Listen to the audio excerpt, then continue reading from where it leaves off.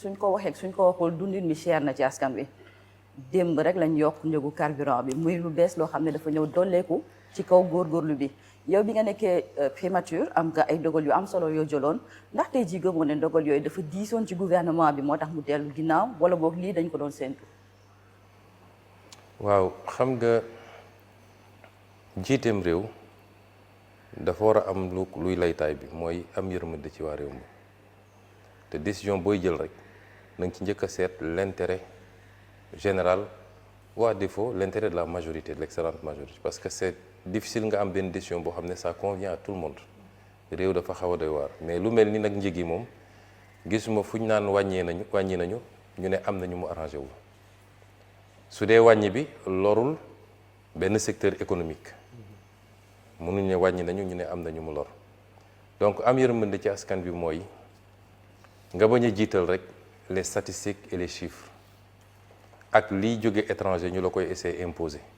pour mun la accorder des avantages loolu bokk na ci yëg-yëg bi jiit war a am ci réewam ci askanam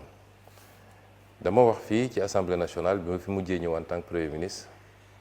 ma am lu bëri lu ma wax ci affaire prix yi ci seeni stratégie nag dañuy dem dagg leen ci intéressé di essayer wax loo Ousmane Sonko lu mu waxul dama ne woon bu ñu demee ba mu métti ba ñu xam ni mënatuñu maintenir les prix tels quels boobaa nañu dellu si askan wi neen lii mënuñu ko maintenir waaye loolu yëpp am na lu ko jiitu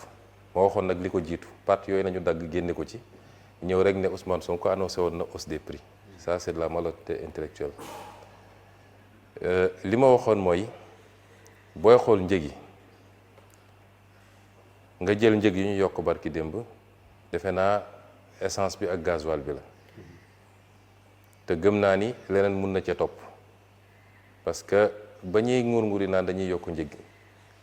du tey jii daanaka bi ma génnee gouvernement ba léegi ñu ngi ci waaye li ñu doon wax mooy nañu préparer opinion bi nañu jàllale ay message buy jàll ci yenn presse yi pour préparer opinion bi ndànk moo taxoon lenn ci ñoom sax commencé génn naan subvention bi jóge na 200 xaw ma 400 milliards dem 700 milliards te dara amu ci en réalité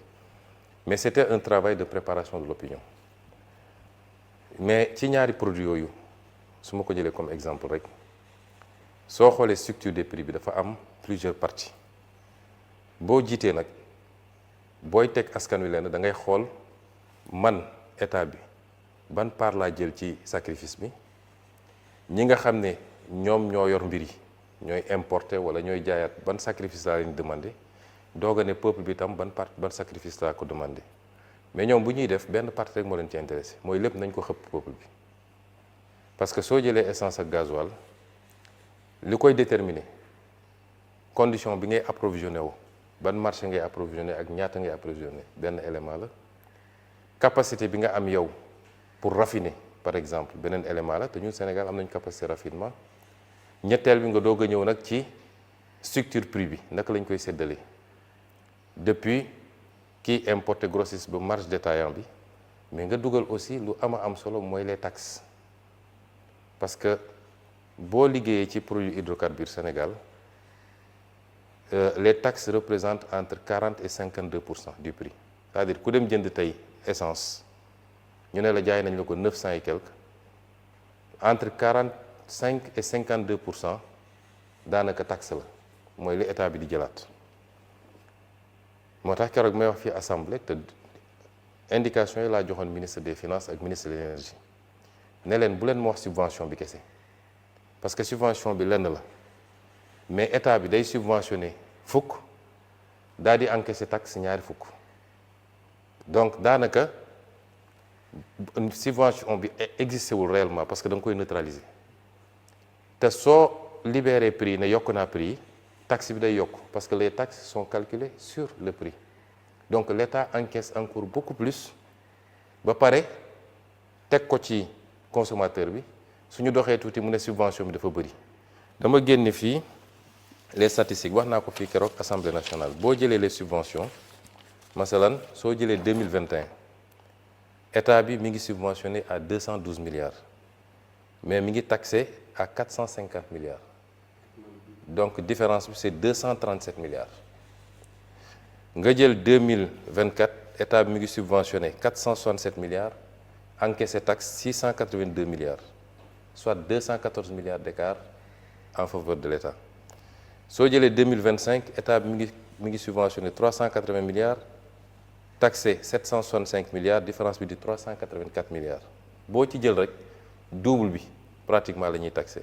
ñaari at la écart bi négatif te boo seetee ñaari at yooyu muy 2023 ak 2024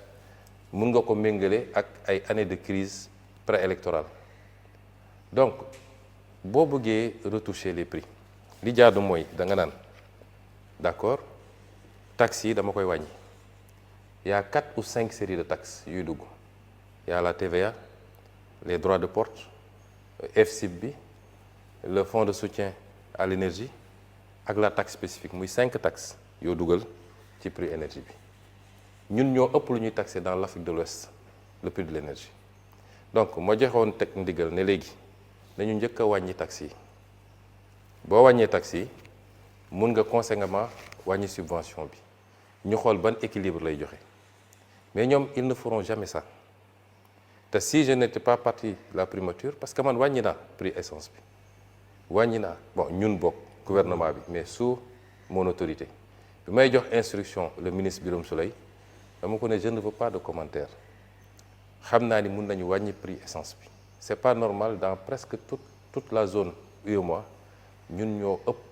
prix wu carburant te pourtant fi ñeneen ñi jëndee la ñuy jëndee à part Niger bi nga xam ne am na carburant ñeneen ñëpp fa ñuy jëndee la ñuy jëndee ñun am nañu raffinerie ñu bëri ci ñoom amuñu raffinerie boo ñu wàññee woon taxes yi tuuti ak yeneen mun nañu wàññi prix carburant bi crise am na effectivement dans le monde ñun dañu nekkoon déjà en crise financière et budgétaire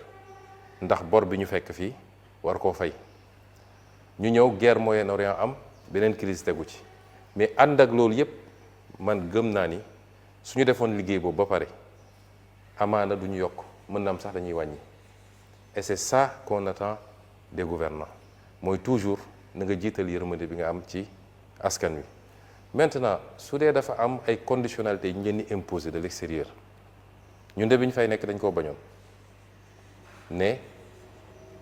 ajustement ak restructuration ça se fera pas au détriment du peuple sénégalais te wax naa ko suñu conférence de presse jour bi ñu génnee gouvernement bi moom président suñu dernier jotaay bi ñu waxtaanee di xawal ndax dañu déggoo am déet ci gouvernement bokk na ci ñaari laaj yi ma ko laajoon mooy est-ce que njëg yi dina yokk mu ne ma non njëg yi du yokk on va maintenir ñaareel mooy est-ce que di ngeen nangu restructuration mu ne ma non mais li ñu commencé nii ajustement structurel la. ah oui ah lan mooy ajustement lu dul on vous impose de l'extérieur yenn mbir yu xam ne leer na ni baaxul ci askan bi on fait supporter au peuple parce que situation économique du pays situation financière et budgétaire mayul ñu supporter un certain nombre de choses c'est une forme d'ajustement et je ne crois pas que ça va s'arrêter ci bii loolu nag bokk naa ni jàpp naa ni bokkul ak gis-gis boo xam ne méngoo nag jiite bu ànd ak yërmande ci askan wi gëwuma ko. d'accord damay ñëw ci nekkinu askan wi.